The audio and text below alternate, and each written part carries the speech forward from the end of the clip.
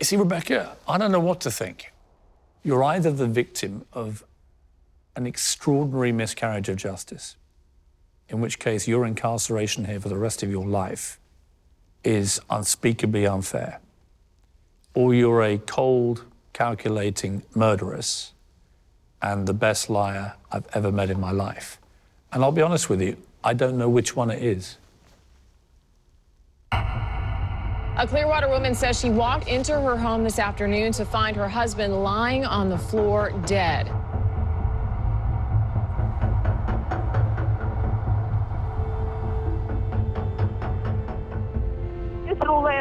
It's Larry A. Fenton, and he loves me, and I love him, and this cannot be happening. I really think she thought she was smarter than we were, and she was going to commit this perfect crime. Your relationship, there's no infidelity? None. None. It had everything, you know, the sex, drugs, and rock and roll that you don't really get in every case.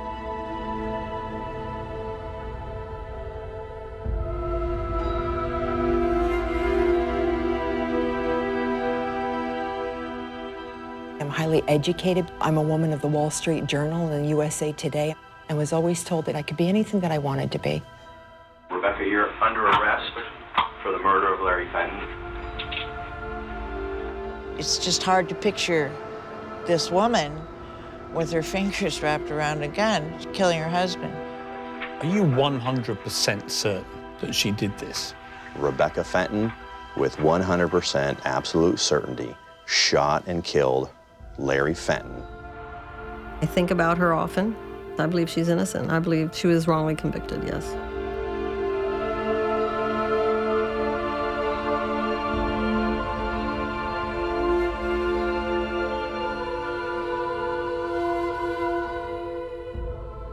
I sit here today because of what he said, and I'm telling you, it's a lie.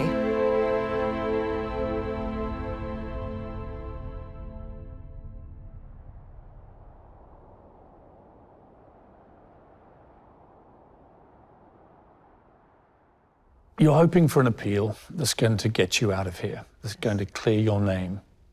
I want you to just do something. I want you to look down the camera, and I want you to tell people watching this who might be deeply skeptical why you're innocent. I was very much in love with my husband. I had a lifestyle that was very grand. It would not have done me any good whatsoever to hurt him. I would not have gained anything monetarial. I would have gained more by having him alive. I'm not spiritually capable of hurting anybody. I'm not a murderer. I did not do this.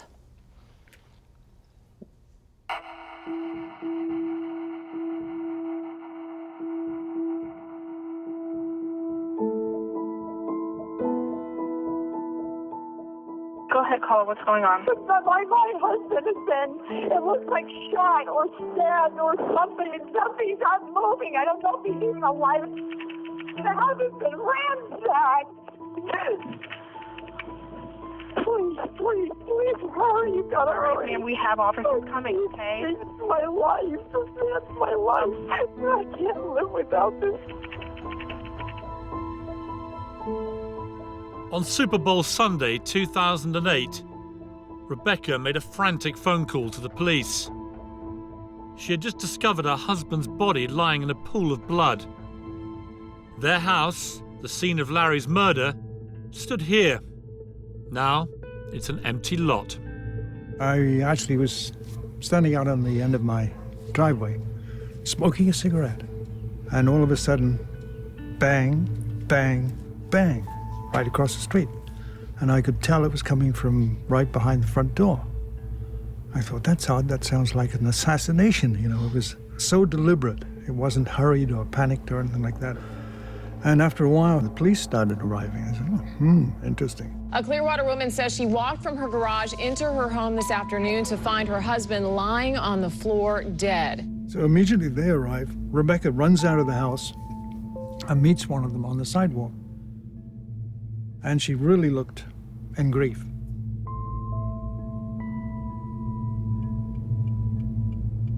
We believed that it was a home invasion robbery. a complete unknown stranger had come into their home and killed her husband. Rebecca had a friend with her. She was calm, she was shaking a bit, and I felt for her. And my job really was to find out who did this to her and to her family.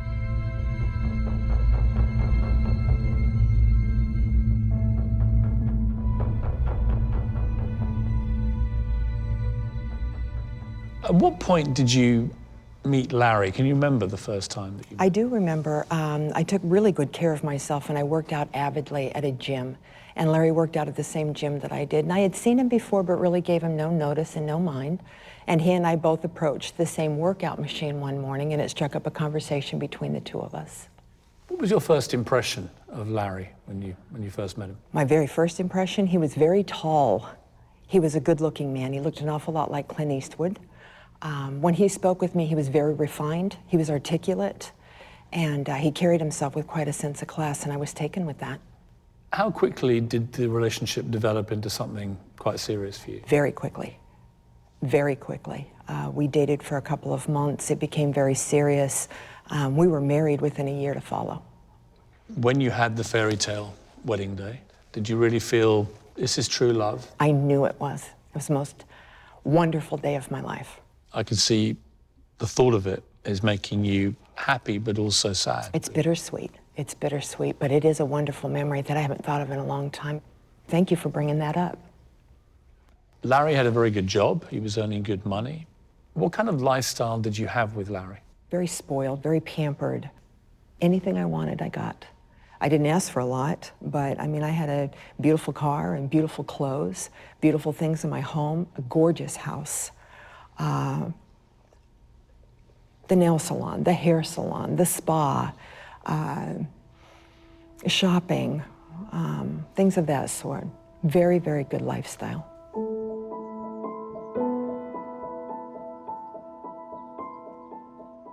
They moved in, and the thing about the wife is Rebecca was one of those ladies that looked so fantastically super that whenever she came outside, all the men on the block would come out to get their mail. So she was quite a looker. He was very quiet. We thought it was a drug deal gone bad because Larry was a pharmaceutical rep, and you know, the rumors start to spread. He didn't sign off on some big deal and the mafia came from New Jersey and took him out. You know, it was just all kinds of crazy stuff going on. Neighbors on Nokomis Street say they aren't sure what to think after 57-year-old Larry Fenton was found shot to death in his own home. Thank you. Police did take Fenton's wife in for questioning, but they say that's just a normal part of the investigation. The more evidence, obviously, we can get, the quicker it will be to capture who's done this. Do we have an idea, anything? Neighbors? Did anybody? The other officers are out there talking to the neighbors. They're doing canvassing, but they haven't gotten back to me yet. Her behavior was not unnatural. She was asking me, what have you found? What did the neighbors say? They told me that he's definitely gone, that he can't be brought back to life or nothing. I treated her like a grieving wife that really had this tragic thing happen to her. Let's turn to the day that Larry died, obviously incredibly painful day. Tell me in your words what happened. Larry was home. He was watching Tiger Woods and then was going to take a nap and watch the Super Bowl later on that evening. I checked on him to see if he needed anything. He said that we would order a pizza later, and I went back out to the gym. The last thing that my husband said to me was, "I love you." I had the music blaring and was working out. I walked into my house at approximately 4:30, 5 o'clock in the afternoon.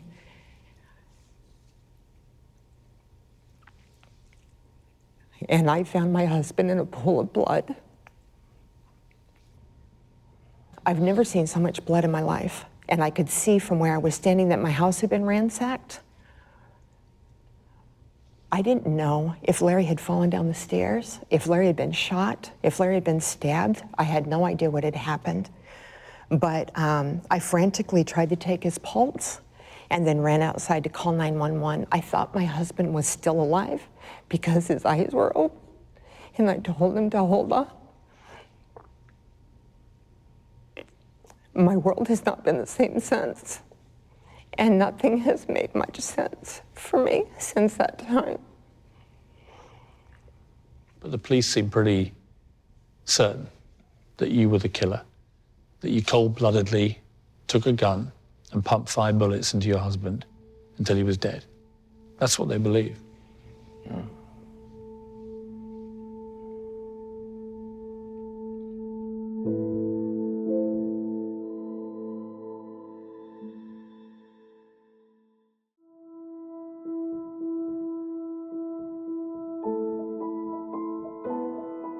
A Clearwater home is now a crime scene after someone shot and killed a man. Police are still at that home tonight. Forensic experts are combing through the house on Nakoma Street, trying to get some answers. And your relationship, there's no infidelity? None. Okay. None. None. On the night of the murder, Rebecca went willingly to the police station. She underwent hours of questioning, never once asking for a lawyer. When you start talking to friends and relatives, everyone really painted this perfect marriage. But there were certain times she would look like she was crying and her face would get red but no tears would ever roll out. We are madly in love with each other. We're still on our honeymoon. And if you can question some other people, they'll tell you that. That was a little bit odd, but everybody takes grief in different ways. We were thinking about this, and both of us are married, and we thought, well, if this happened to us, we don't think we would have left our spouse's side during that time. I mean, especially if we thought there was some hope that they were alive. I got scared. I thought the best thing for me to do was to get out of the house. What were you scared of at that time? What had happened? Call the police, get people there as soon as possible. What I don't understand, though, is why you take the time to go upstairs. The danger upstairs, the unknown upstairs. Why would you put yourself in that situation? The more I pressed her for information, the more she knew that I no longer believed that she was the grieving wife, and I was really starting to focus my investigation on her. So the person that ransacked the place probably killed him first, you think? I can't put my husband's bed. I'm sorry. When I first met her, and actually throughout my representation of her, she was kind of like a broken person, sad, incredulous that anyone could accuse her of killing her husband. She was devastated by his death. So tragic for her to find him in a pool of blood in their home. They had a good life and she loved him, and I have no reason to doubt that. Rebecca had been living with Larry in the neighborhood for 3 years at the time of the murder, but few people knew much about her. Rebecca, tell me about your upbringing. My mother lost me when I was 2 years old in a heroin house. I was born both addicted to alcohol and to heroin. She never really gave me up. She lost me, and I was raised by my adoptive folks until the time I was 18 years old. How would you categorize your childhood? Pretty happy? Yes. Yes, we had birthday parties and the Tooth Fairy. Always told that I was loved, that I was hand-chosen, and was always told that no matter what I did in life, to do the very best at it, and that I could be anything that I wanted to be. What did you want to be? What was your dream when you were young? I remember wanting to get into nursing. I remember another time I wanted to be an airline stewardess. It's hard to know what to make of Rebecca Fenton. A few people wanted to talk to me about her. We do know that she did work as a nurse for a time, but marrying Larry changed all that. Rebecca's adoptive mother didn't feel able to go on camera, but there was one person who had become close to her in the final years before the murder, and she agreed to meet me. Rebecca's biological mother. Karen, let's go back to the very start. You had to give up your daughter, Rebecca. Tell me about the circumstances surrounding that. It was the 60s, you know, and I was not the most reputable person at the time. I was not able to control my own life or manage it. So, in light of certain events, I did lose custody of her. Would it be fair to say that you had a problem with alcohol? Absolutely fair to say drugs and alcohol were a problem in the 60s. So did you have any real complaint when they took Rebecca away from you? No, I didn't. I felt it was the best thing in the world for her. How did it happen that you then got back into her life? Her biological father was diagnosed with bipolar disorder. And I felt that that was important for her to know, because by this time I know that these things are genetic. And I was also, you know, predisposed to alcoholism and drug addiction, so I felt that she should know what was going on with her. You had your own problems with alcohol. I did. When I met Larry, we were fortunate because of his income that I didn't have to go to work anymore. And I found myself, simply said, with too much time on my hands. And I ended up picking up alcohol.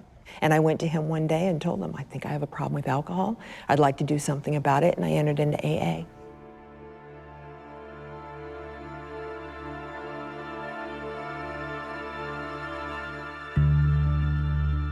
You don't have any enemies? No.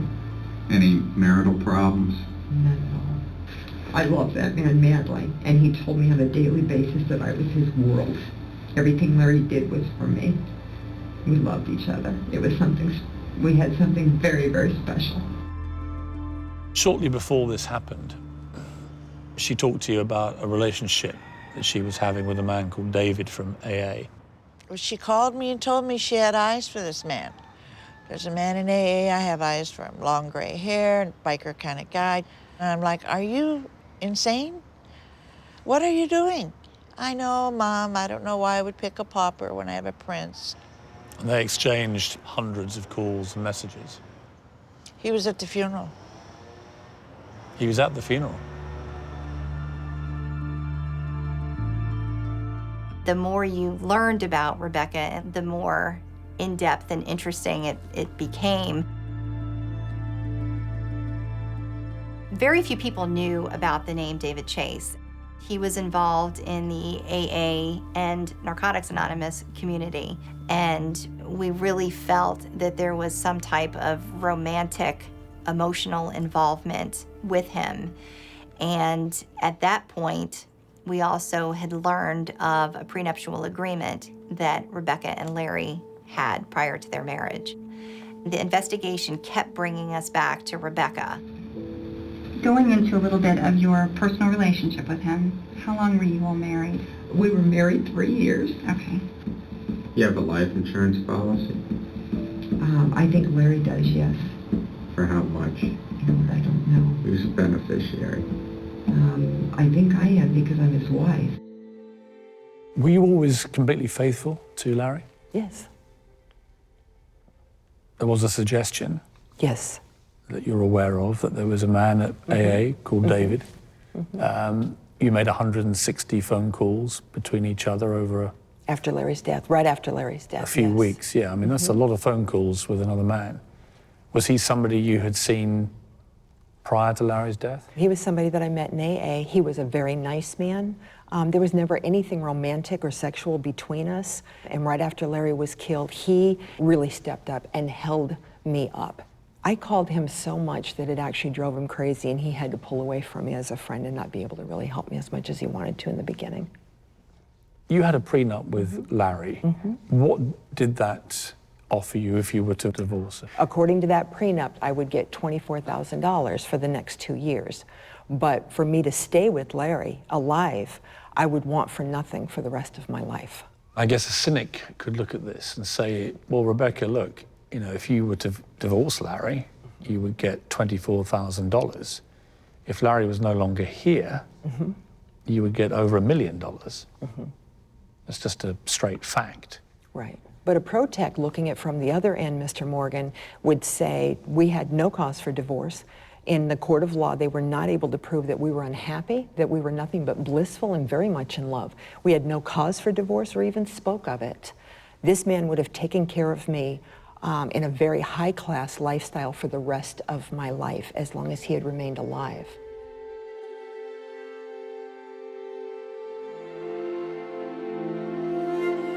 Motive is not something that the prosecution has to prove, but without a motive, a premeditated murder is kind of hard to wrap your head around. So even though they don't have to prove motive, they like to throw motive out there. And of course, David Chase was a convenient motive for the prosecution. I really feel that she thought that she was going to get the insurance money and she was going to continue to live this fairy tale lifestyle with her new love interest.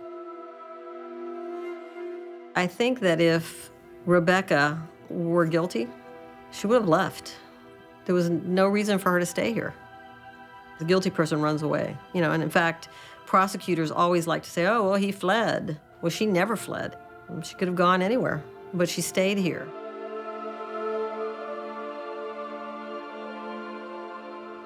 Rebecca, do you have any theory about who may have done this?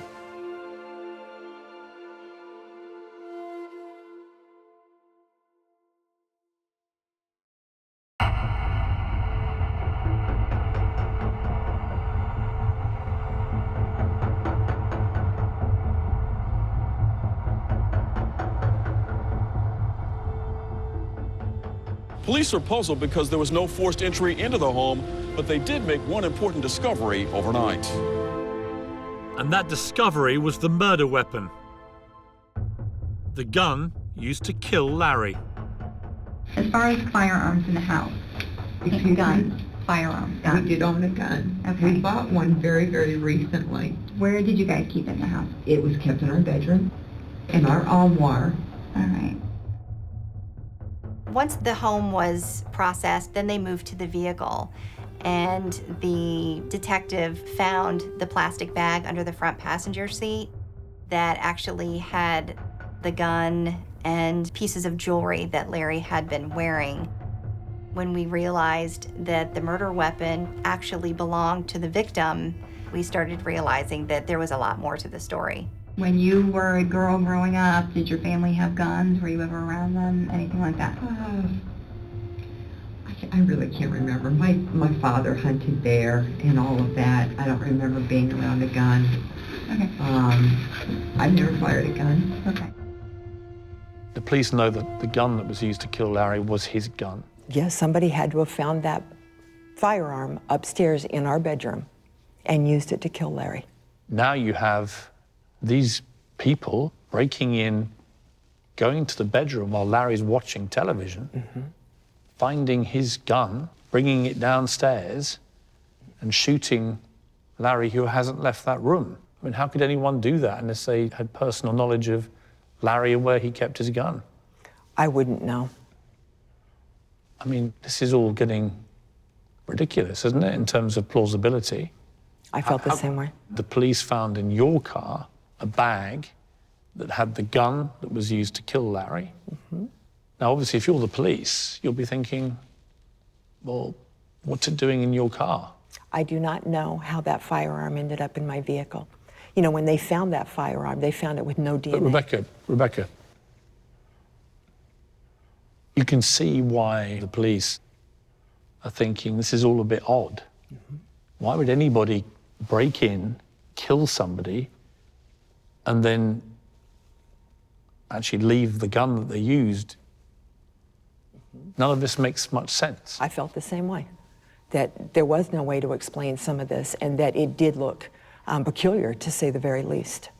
But I had absolutely no gunshot residue on me, and I was tested that night in every aspect that I could possibly be. They took my clothes, my hair, skin scrapings. They stripped me bare. Gunshot residue is not an easy thing to escape if you have fired a firearm. And if you even walk into a room after something has been fired, you're still going to get that on your skin and on your clothes. And they found none of that.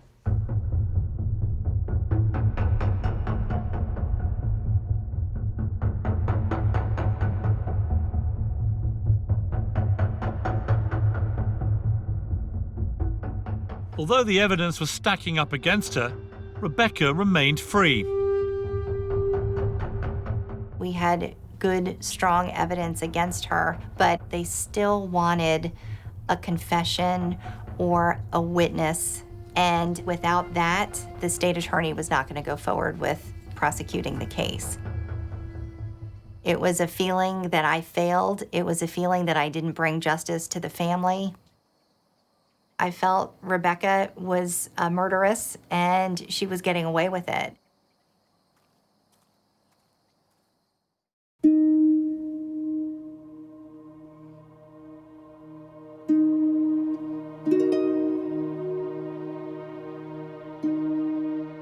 Six years elapse between Larry's death and you being arrested. In that time, you've had to get on with your life. How difficult was that for you? I wouldn't even say that I got on with my life. My life has spiraled downward. I went back to live in that home after Larry was killed. I wandered around like a lost soul in a large house. It wasn't something that I could escape. It wasn't something I could hide from. I couldn't put a scarf over my head and exclude myself from what was going on. I lost everything, including myself. You have to realize that I lived in a $400,000 home that I couldn't upkeep. I had no way to pay the bills. I was never rich after Larry was killed. The community was not kind to me. Larry and I were judged in ways that weren't accurate. That wasn't fun. I mean, there's no doubt that a lot of people in the community, some were supportive, but others were deeply skeptical and believed that you had something to do with Larry's death. That's correct. That must have been very difficult for you, living in that kind of environment of suspicion. It was very difficult for me. It was also difficult for me to hear words like murderer.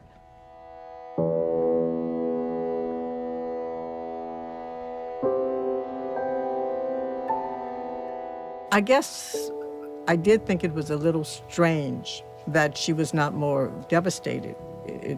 She was quiet and she was nice and everything, but she didn't express great sorrow. But then again, you know, I never killed anybody, so I don't know how I would react. I mean, you just don't know her, you know. But detectives weren't just puzzled by the unsolved murder. Something else happened here that didn't make any sense.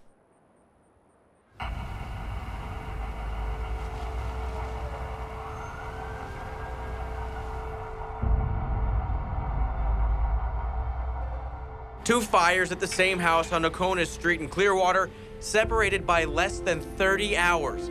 That's why homeowner Rebecca Fenton says it's been an emotional few days. Indescribable. I feel a little despondent. This can't be happening.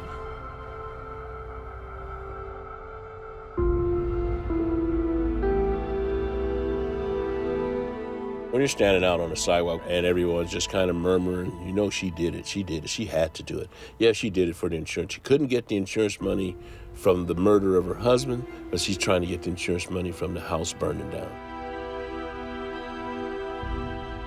It solidified what I felt about her and really believed to be true, that she was capable of murder.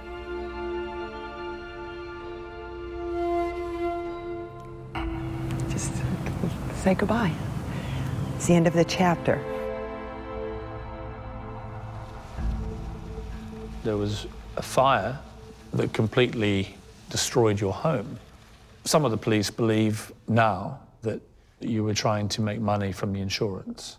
There was no insurance on that home. That home was in foreclosure. I would not have gained monetarily whatsoever on that. That house fire was not, I don't believe that anybody set my house on fire. I certainly didn't, but I was not in a position to gain anything from it whatsoever and was let go. They questioned me and cleared me.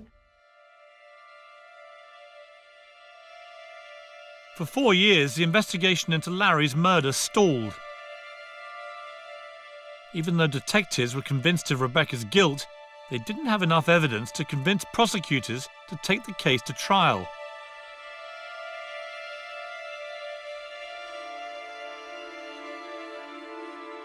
Then in 2012, everything changed.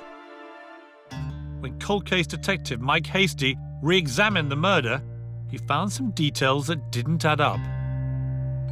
What are the key things which start to emerge, which paint a picture that Rebecca Fenton committed this murder?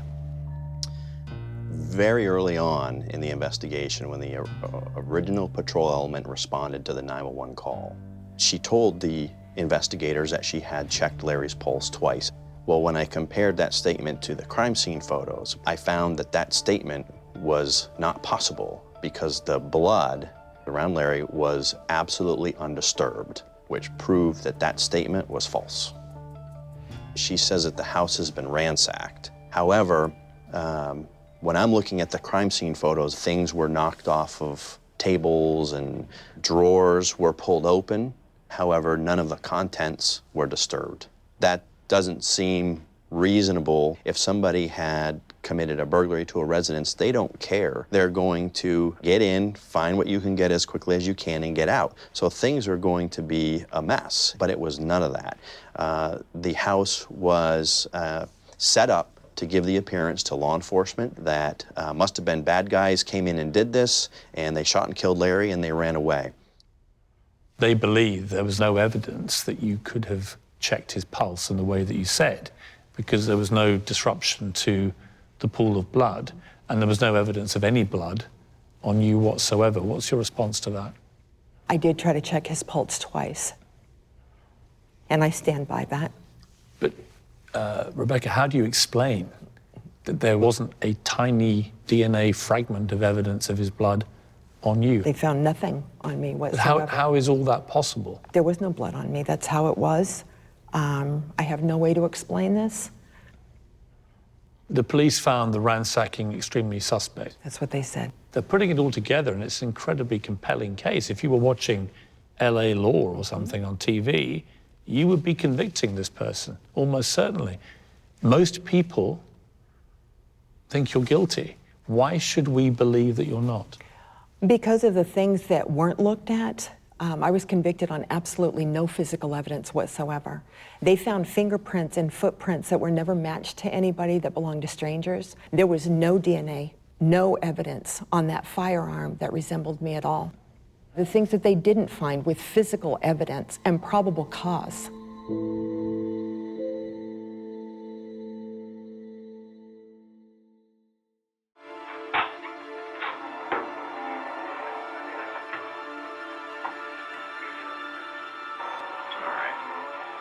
That's for you. I don't know if you like Diet Dr. Pepper or not, but that's all we have in the fridge right now.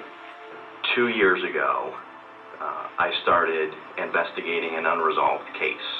Do you know what happened to Larry? Yeah, Do we know what happened? Just listen, okay?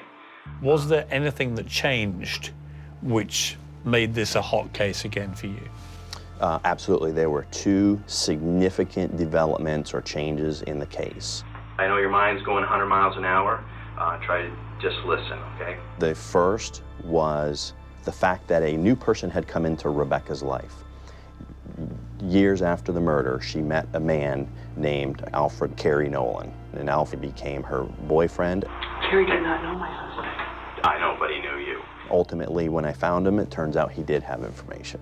And what was the crucial piece of information that Alfred Nolan gave you? Alfred Nolan admitted that during a violent domestic disturbance between himself and Rebecca inside the Fenton residence, that Rebecca held a knife to Alfred's neck, backed him into a corner in the kitchen, and told him, "I will kill you like I killed Larry."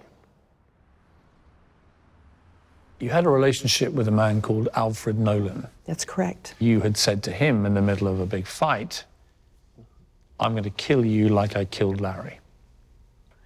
I do want to back up just a little bit and tell you that they found Alfred Nolan in county jail. And he told the homicide detectives that he and I ended up in a domestic obscurity one night, and that I said to him, "I will kill you the same way that I killed Larry," while I held a knife to his throat. None of that is true. That incident never took place. He outweighs me, and there's no way that physically I could have overpowered him like that. And that's not even to mention that my husband was shot. He was not stabbed. Mr. Nolan had convictions for felonies, which can be used against him, convictions for crimes of dishonesty, which can be used against him. He had a reason to lie. He wanted to get out of jail. So he came to us with a lack of credibility. And that wasn't sort of relieved until Detective Hasty also happened to speak with Mr. Nolan's nephew and his nephew's girlfriend. And I told them that it was about Rebecca Fenton. They immediately said, we knew it. We knew she was crazy, or we knew she was bad news. Carrie once told us that she held a knife to his throat and said, I'll kill you like I killed Larry. It was the first bit of direct evidence that we had in that case. This incident never happened.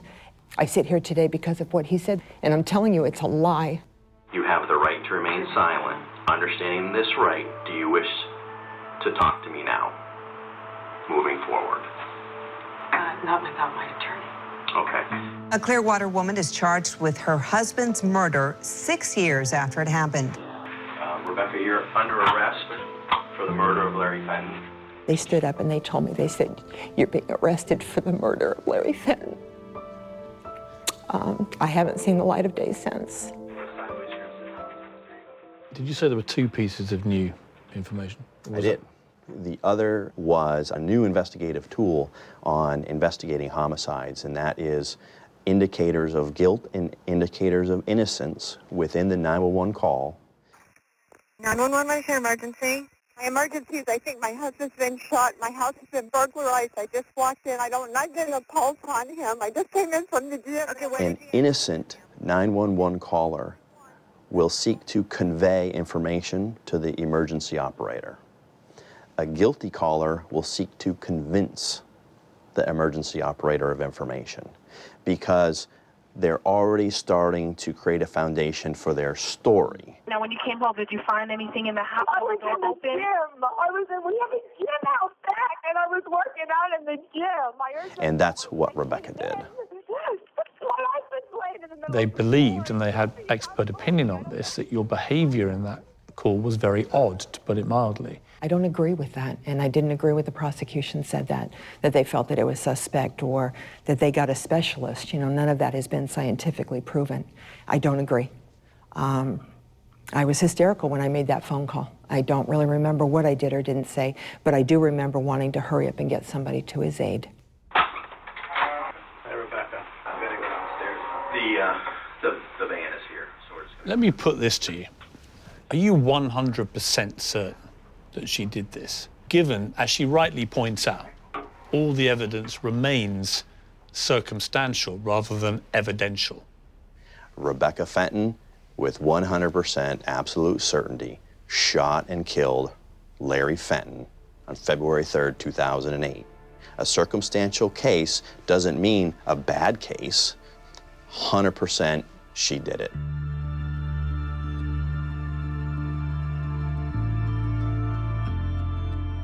She had reached an area of life where she felt well off, didn't have to work much for money, but wasn't happy in her marriage and didn't want to lose that. And the only way to do that was kill Larry. She was the only one with the motive, the only one with the opportunity, and everything else pointed to her. Rebecca's mother, Karen, flew in to support her daughter throughout the trial, but unexpectedly found herself called to the witness stand by the prosecution. You were subpoenaed to give evidence against your daughter. How did you feel about that? And when you actually gave the evidence, what were you feeling? The first feeling was shock. You're going to make me testify against my own daughter? And then when that initial shock wore off, I'm like, well, what's the worst can happen? You know, is she going to be mad at me? That's really what I thought. Obviously, when your mother is on the stand testifying that your daughter has told you that she's got a crush on this guy, and, you know, that's bad evidence. But in my opinion, it was kind of irrelevant evidence. For 7 days, the prosecution built their case against Rebecca. They called 39 witnesses. Only 2 were called in her defense. Rebecca did not take the stand. When the jury retired, it took just 2 hours to reach a verdict. The moment that you were convicted of first-degree murder, describe that moment. I just went numb. I didn't cry. I didn't fall down. I didn't make a scene. And he made it life without parole. I mean, that's tough. That's It was, the rest of your life. especially with the type of life that I've lived. My life was not on the streets. It wasn't drugs. It wasn't violence. It was a good life. But I have high hopes that I won't be here for the rest of my life and that the truth will come out. I look at the evidence. I mean, you know, your gut can be right, your gut can be wrong. Somebody can be, you know, I guess a sociopath and trick you. So I don't go by that. I go by the evidence, and I believe she's innocent. I believe she was wrongly convicted. Did you directly ask her? If she killed her husband? Yes. No, I didn't directly ask her Have that. you ever asked her that No. question? Why not? Because I know I wouldn't get an honest answer. What do you believe happened? In the beginning, I thought maybe she had planted a seed with somebody that she was seeing, and maybe that's how it happened, that this person killed Larry. It's just hard to picture this woman with her fingers wrapped around a gun, killing her husband. On the other hand, when I went to the trial last year, it was pretty evident that this is what happened. So you believe that Rebecca killed Larry? I do. But this is the first time you've actually said, Yeah, I believe my daughter killed Larry. it is the first time. I mean, do you feel guilty about saying this, or do you feel it's the truth? Sure, I feel a little bit guilty. I mean, I'm her mother. I'm her biological mother. Nobody wants to hear that your mother thinks you're a murderer, but I don't play around. I can't, I don't lie, and I don't hold back my feelings. It's just, Piers, it's just hard to say what is going on in the mind of a person that is not all there sometimes. You see, Rebecca, I don't know what to think. You have an answer to everything. However dodgy it seems, you throw back a response. You're either the victim of an extraordinary miscarriage of justice, in which case your incarceration here for the rest of your life That's correct. is unspeakably unfair, or you're a cold, calculating murderess and the best liar I've ever met in my life. And I'll be honest with you, I don't know which one it is.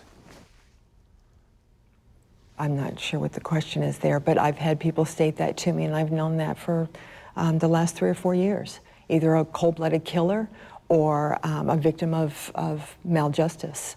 I did not commit this crime. Your biological mother, Karen, told us that she thinks you did do it. Okay. What's your reaction to that? That's the first time I've ever heard that. I'm not sure that I believe you.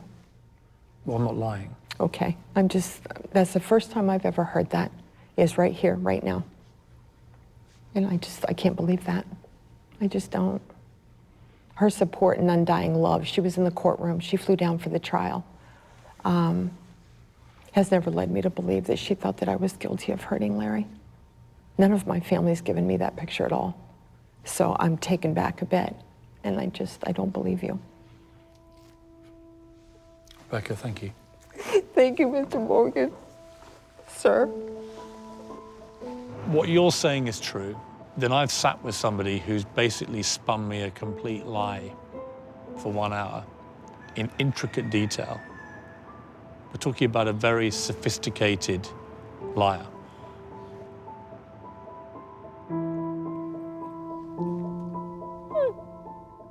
I believe there's a chance she's convinced herself through telling the lie so many times.